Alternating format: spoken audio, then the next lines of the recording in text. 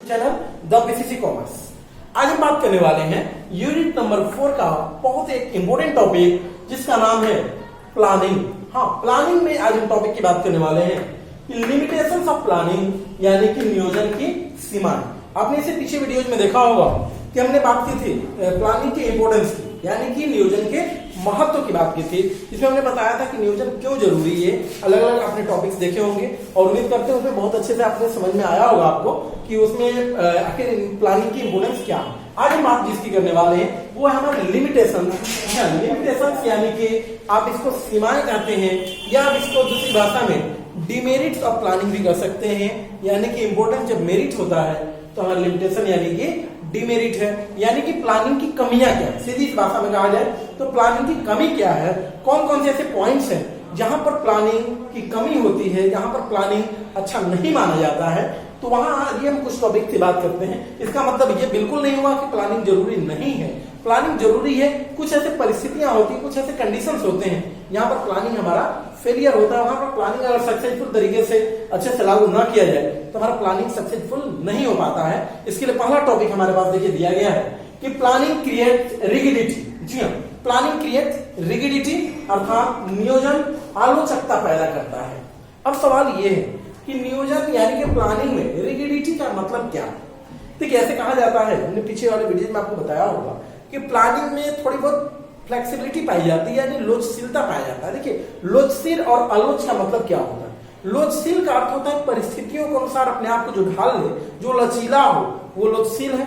और जो परिस्थितियों के अनुसार न ढल पाए वो अपने नेचर के मुताबिक ही काम करे, चाहे उसका नतीजा कुछ भी हो, वो होता है रिगिड यानी कि वो होता है आलोच, जिसमें फ्लेक्सिबिलिटी नहीं पाई जाती है। तो देखिए प्लानिंग में थोड़ा बहुत कहा जाए तो लोचशील होता है, आप समय के अनुसार बदल सकते हैं, लेकिन प्लानिंग मुख्य रूप से ज्यादा प्लानिंग में बदलाव नहीं होना चाहिए। इसलिए कहा जाता है कि प्लानिंग जो होता है वो रिगिडिटी पाई जाती है यानी कि आलोचकता पैदा करता है। कारण ये है कि अगर आप बार बार प्लान बदलते रहेंगे, हर वक्त एक ही प्लान को कई बार आप बदलेंगे तो उसमें प्लानिंग में विश्वसनीयता कम हो जाती है, भरोसा कम हो जाता है और प्लानिंग फिर वो रिजल्ट नहीं दे पाता है जिस मकसद के लिए वो बनाया गया। क्योंकि प्लानिंग को बार बार बदलने से हमारा जो श्रमिक वर्ग है, जो हमारा लेबर है, वो कंफ्यूजन में पड़ जाता है कि हमें वास्तव में करना क्या। जैसे एग्जांपल के लिए मान लिया जाए, अगर किसी व्यक्ति को कोई कार्य दिया गया है प्लान के तहत, उसे एक कार्य करना है।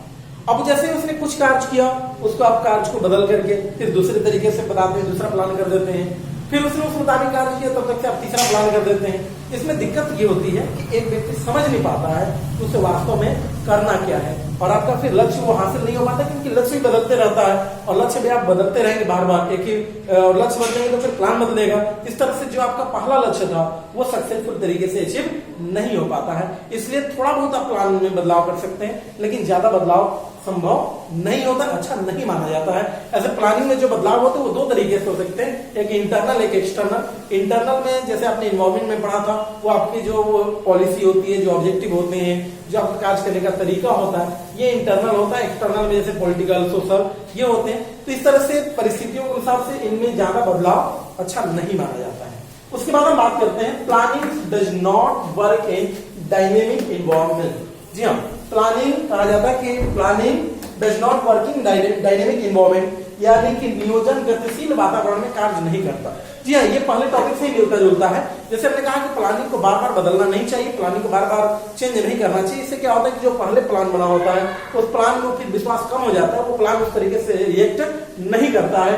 उसी प्रकार यहाँ कहा गया कि प्लानिंग हमेशा डायनेमिक इन्वायरमेंट में कार्य नहीं कर पाता है उतना बेहतरीन तरीके से जितना कि वह फिक्स इन्वायरमेंट में काम करता है। क्योंकि देखिए यहाँ रीजन ये बताया गया है कि आप अगर किसी कार्य के लिए प्लान करते हैं तो आप कहीं ना कहीं चीजों को, कहीं ना कहीं कंडीशंस को फिक्स मान के चलते कि अगर ऐसा हुआ तो हमारा प्लान ये रहा, ये जो हमारा कंडीशन ऐसा रहेगा तो हम प्लान ऐसा करेंगे। लेकिन मान लीजिए अगर बार बार आपका जो इन्वायरमेंट हो वो आपके मुताबिक नहीं चल रहा है, वो बार बार बदलते जा रहा है, तो वहां पर आपका जो पहले से जो फिक्स प्लान है वो उस मुताबिक रिएक्ट नहीं कर पाता है जिस प्रकार के प्लान हम शुरू में लेके चलते हैं। जैसे थोड़ा सा एग्जाम्पल से आपको बताने की प्रयास करें तो आप समझ लीजिए कि सपोज कीजिए कि हम अगर एक स्टूडेंट्स हैं और अगर हम अपनी पढ़ाई को लेकर साल भर की प्लान करते हैं कि अगर हम 12th क्लास में हैं, अगर हम पढ़ाई शुरू करते हैं तो हमारे 12th क्लास का हम जो एग्जाम देने जाएंगे तो हमारा वहां पर मकसद क्या होना चाहिए। तो ऐसी स्थिति में आप देखेंगे तो आप समझ पाएंगे कि मान लीजिए कि हमने जो प्लान बनाया कि हमें जो साल भर की पढ़ाई होगी इस गति से होगी, इतने घंटे हम पढ़ेंगे घर पर,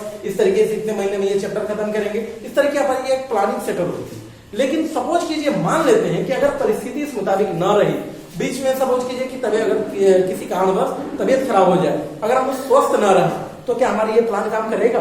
उसके लिए हमें फिर प्लान थोड़ा सा बदलना पड़ेगा, या तो अपनी मेहनत को, जब हम स्वस्थ होंगे तो मेहनत को बढ़ाना पड़ेगा। इस तरह की परिस्थितियां जो होती हैं, अगर पर्यावरण में बदलाव आ जाए तो आपकी प्लानिंग भी वहां बदलना पड़ जाता है, फिर वो प्लानिंग वो कार्य नहीं करता है जो आपने बनाया था। अब हम बात करते हैं टॉपिक नंबर 3, यानी प्लानिंग रिड्यूस क्रिएटिविटी। जी हाँ, नियोजन रचनात्मकता को कम करता है। सवाल ये कि क्रिएटिविटी क्या होती है, रचनात्मकता का अर्थ क्या है? तो देखिए, रचनात्मकता का मतलब होता है जब आपके मन में कोई इनोवेटिव आइडिया जाते हैं, अच्छे से विचार आते हैं, आप किसी कार्य को अपने तरीके से करने के प्रयास करते हैं, कुछ हट के कार्य करने का जो प्रयास करते हैं, वही होता है आपकी क्रिएटिविटी। आपके इनोवेटिव आइडियाज की बदौलत क्रिएटिविटी होती है, जो नए नए विचार आते हैं और उस विचारों के माध्यम से आप जो कार्य करते हैं वही आपकी क्रिएटिविटी होती है।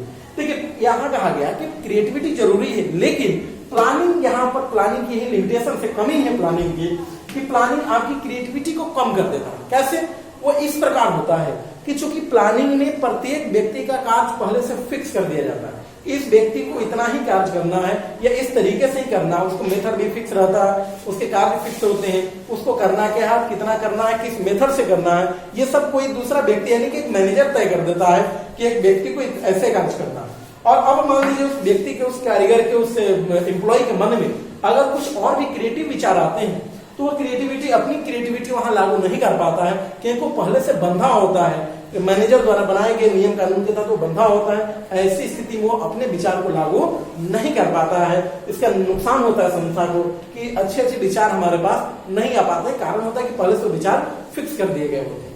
उसके बाद देखिए, बात करते हैं प्लानिंग इन्वॉल्व ह्यूज कॉस्ट। जी हाँ, यानी कि नियोजन पर अधिक लागतें आती हैं। देखिए, प्लानिंग को कॉस्टली माना जाता है। क्यों माना जाता है? इसके पीछे का रीजन बता रहे हैं कि प्लानिंग में देखिए, आप बड़ी बड़ी संस्थाओं को अगर आप देखेंगे तो उनमें प्लानिंग करने के लिए एक अलग डिपार्टमेंट का निर्माण किया जाता है। वो अलग डिपार्टमेंट होता है जो प्लान करने का कार्य करता है।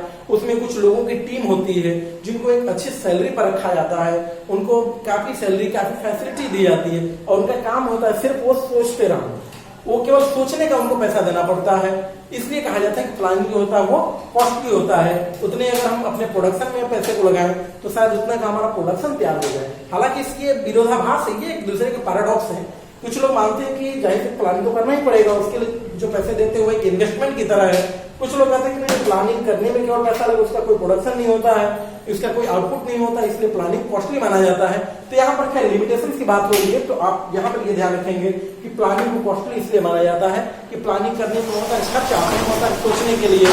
कुछ लोगों की टीम होती है, वो अलग अलग जगह पर जाकर करके वहां से कुछ रिसर्च करते हैं, कुछ कहीं ना कहीं सर्वे करते हैं, उसका पैसा लगता है, उनको अच्छी सैलरी, उनकी फैसिलिटी दी जाती है, इसका पैसा लगता है, जो कि बहुत ही हेवी अमाउंट होता है, जो बड़ा अमाउंट होता है। इसलिए कहा जाता है कि प्लानिंग कॉस्टली माना जाता है। उसके बाद हम बात करते हैं कि planning is a time consuming process. जी हाँ, नियोजन प्रक्रिया में अधिक समय लगता है। बात तो सही है बिल्कुल, क्योंकि प्लानिंग करने के लिए हमें एक अच्छा समय चाहिए, क्योंकि प्लान करने वाला व्यक्ति कुछ महीनों का, कुछ दिनों का समय लेता है वो केवल सोचने का, और जब तक वो सोच नहीं पाएगा तब तक कार्य शुरू नहीं होता है। इसलिए कहा जाता है कि प्लानिंग जो होता है वो टाइम टेकन होता है, वो टाइम हमारा बर्बाद करता है, क्योंकि हम जितना काम सोचने में करते हैं, लगाते हैं, अगर जितना समय हमारा सोचने में जाता है उतना हम कार्य करें तो शायद उसका आउटपुट हमें कुछ ना कुछ मिलेगा।